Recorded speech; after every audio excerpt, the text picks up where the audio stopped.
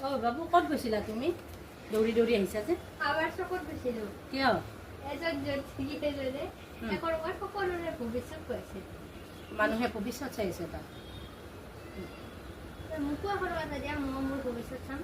তুমি আকৌ তাত গৈ কিয় ভৱিষ্যত চাব লাগে কিয় তোমাৰ ভৱিষ্যত ময়ে কৈ দিব পাৰোঁ কেনেকৈ তুমি জ্যোতিষী নেকি মই জ্যোতিষী নহয় কিন্তু শুনা তুমি চকু দুটা মুজি দিয়া কি দেখিছা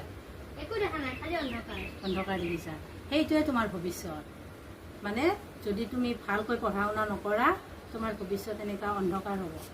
আৰু যদি ভালকৈ পঢ়া শুনা কৰা তেতিয়া মানে এনেকুৱা এতিয়া দিনৰ পোহৰৰ নিচিনাই পোহৰ দেখি থাকিবা